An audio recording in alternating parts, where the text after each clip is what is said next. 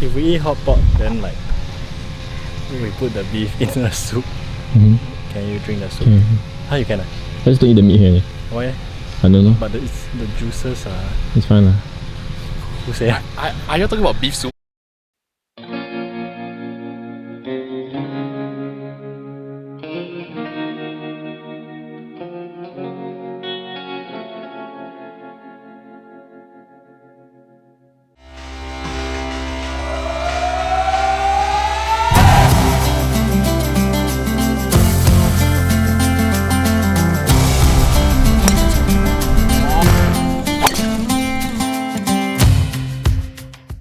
So it's exactly 5:01 in the morning right now, and Jackson and I are taking a nice, relaxed drive all the way to Choa Chu Kang.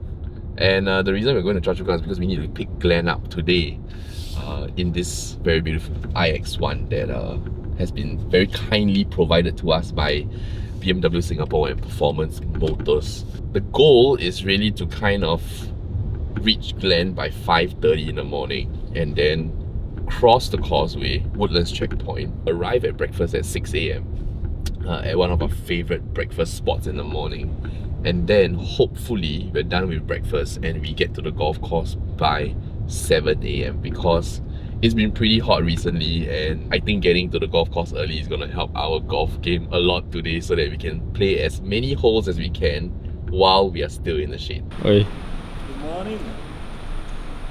Take your time. So we're gonna attempt to fit 3 full-size golf bags into this iX1. I believe it can be done.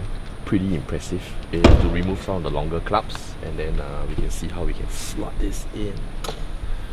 Alignment stick for what, bro? Seriously? Training 8, bro. Training 8, later put on the ground. Okay, so all the clubs and all the bags are in. Moment of truth.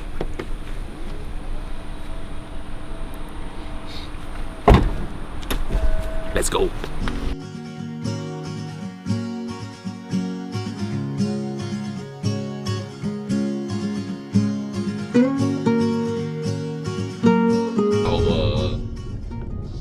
Our arrival time, or estimated arrival time according to Google, is 6:05. Takes only 20 minutes from Choa Chu Kang to reach. We are about to cross Woodlands checkpoint.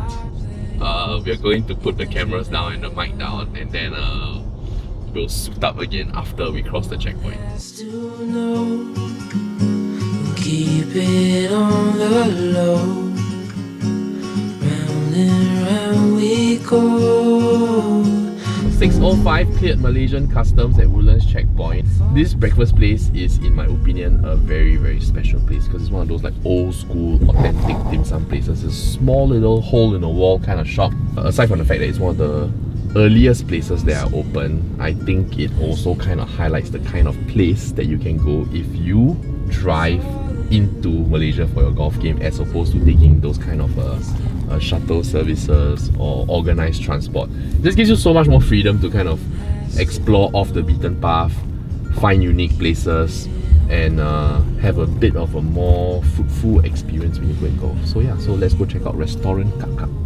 So I think this is the place that I come for breakfast most of the times before our golf, just because like there's nowhere else that's open at 6 AM. It's quite interesting because there's no menu here. The guy will just open up the steamer, then like you just pick out like which dim sum you want. This is what we have for today. So fried carrot cake, lor mai kai, egg tarts, fried wontons, fish ball, hakao, beancurd skin, siu mai, and pork ribs, and chicken feet, my favorite. Let's dig in, and then after that we gotta rush over to the golf course and then try to tee off by 7 AM.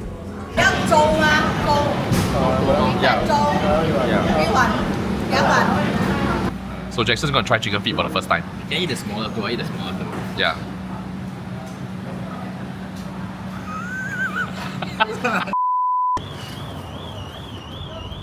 Okay, so we are done with our very delicious breakfast, and we're a little bit behind time, but no worries, the weather looks quite nice. In fact, it might drizzle or rain a little bit today, so we'll see, gonna see how it goes, but not too concerned about heat at the moment. 7:23 is our arrival time, so probably like 10 minutes to change. Alright, so we have arrived at Austin Heights Golf, and what's really cool about this place is that after you park, the buggies come to you to collect your bags, so that's quite cool. So if you are thinking about driving up to Malaysia to play a golf course, definitely try to play something like that. That gives you a different scenery and different playing experience from what you normally get in Singapore. To share a little bit about Austin Heights Golf Course with you guys, was actually built in 1995, which makes this golf course exactly 4 years older than Mr. Glenn Han over here. But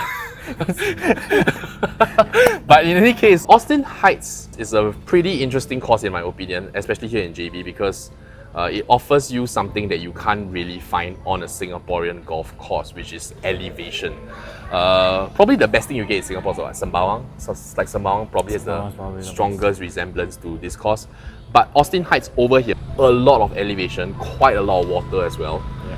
And you hardly ever get the opportunity to hit the ball off a perfect flat lie. So it's always going to be sloping, and we are going to be tested to our limits. Actually, I remember the first time I played here, I almost cried. I remember you like after the whole thing, I was home like, and you're like, I'm not gonna touch golf. I'm not coming back to Austin for like 3 months. But here we are again. So this hole is very scary because it's like, it's not super narrow, but then it's like, if you kind of draw it too much left, you're blocked by trees, and then there's OB stake. And then if you fade it a bit too much right, you're going down to like hole 7, and like you have to walk up that whole hill. So it's a bit of a scary first tee shot if you're taking out a driver like cold, not warm up and everything. But I have faith that David will put it straight and far. Oh, that's okay. So that's gone. Alright. Alright. That's on hole 7. I'm gonna hit a 3 iron, the driving iron, just to put one down into the fairway.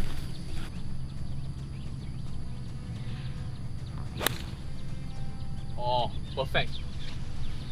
Good start, good start. That's good. That's good.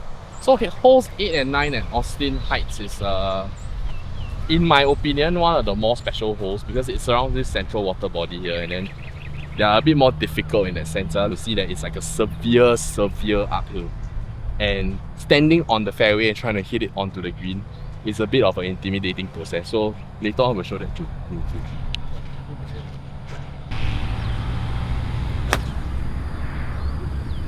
Jump up. I topped it. So now we are crossing over to the back 9. So this hole 10. And this set of holes is also another challenge altogether. And as you can see, the first hole already, you are challenged with this kind of a layup shot. And the tricky thing about this layup is that if you hit anything that has any sort of like roll out, it has a very high chance of rolling into the water. So I think the challenge here is keeping it on this side of the thing because it's about 300 over meters to cross, is it? Yeah, over 300.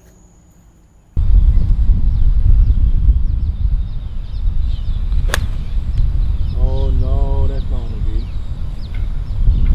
I think it did. Oh, that's short. Yeah, it's okay. But and the headwind's pretty strong right now.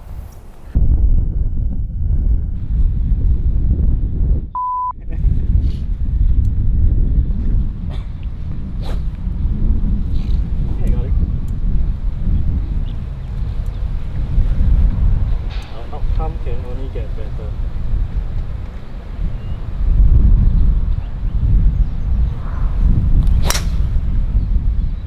Oh no, it's fading too much.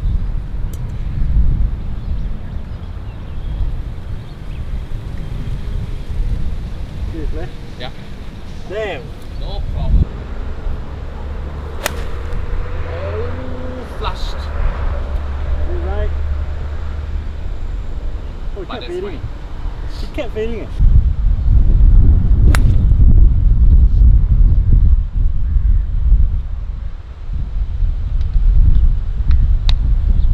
Yeah, further up. Not too different, but Just chip it in. I mean, golf quite easy one. Golf very hard, man. Yeah, Why leh? because I cannot hit. But just go up and down only. True.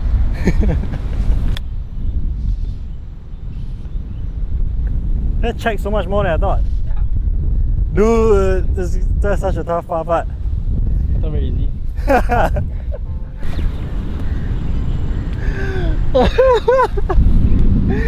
no! Right now we are heading to lunch, right? Essentially it's a hot pot restaurant, and some of you might be familiar, or some of the people in Singapore might be familiar with this brand because they just opened an outlet in Tampines. Obviously it's a lot more expensive in Tampines as compared to in JB. There's actually quite a lot of broth selection. So you got like mala beef, mala pork, tomato, mushroom broth, healthy old hen broth, which I guess is like a chicken broth. Yeah. And then I think the real kicker or the real draw is of course your signature raw meats, which I think generally, you know, if you compare price and just currency exchange, it's just a lot more affordable to have here. Yep. So this is really like kind of the opportunity to kind of splurge and to have something that's of a bit of a higher quality. Yep. I don't think the experience is made to be cheaper than Singapore. I think it's made to be more value for money. So That's true. if you pay the same amount that you get for Singapore, but you get much better things Correct. or ingredients as compared to what you would get in Singapore. Oh, the soup is here. And you can see how cool the pot looks, the dragon pot. Damn. Dragon pot. Dragon pot. Damn. Damn. So what we have here is the tomato base, and then this is the collagen milky broth.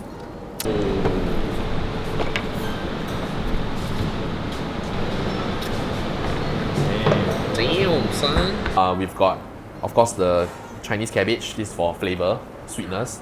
Cheese tofu, mantou with condensed milk. Beancurd skin. Then you've got pork belly, beef rib eye, pork belly, toman slices, mushrooms, and beef tripe. And then of course we have our sauces. Life is good, life is good, yeah. Life is good, life is good. It's still raw, yeah, chopstick. It's okay. Cannot see. So Mount Austin today, or Austin Heights golf course, I think it was as expected. We knew that the course was always going to be tough. Luckily, green speeds were actually pretty fast. So when you read the greens and you hit the putt, it tends to break in the same way that you expect it to do. So I think in that sense, we got 33 putts today combined with the course. We played a two-man scramble. So 33 putts in total, which is actually pretty decent for a round. Which means you average less than 2 putts per hole. So I think that's pretty decent. It's some pretty good shots, but I think we struggled on those longer par 4s and on the approach shot because we had like 200 meters or 180 meters in. For both of us, we can cover that distance, but maybe not as accurately. So struggled a little bit there. But all in all, super enjoyable day. We did really well. I think I ate enough to satisfy myself for dinner already. I don't need to eat. Other foods, yeah. Other food. Here I have the bill. You can put down in the comments how much you think the bill is, and I guess we will reveal the amount on social media another time. Can? Or like, can? Yeah, so here we go. Until I saw your light, and it's got me feeling like life is good, life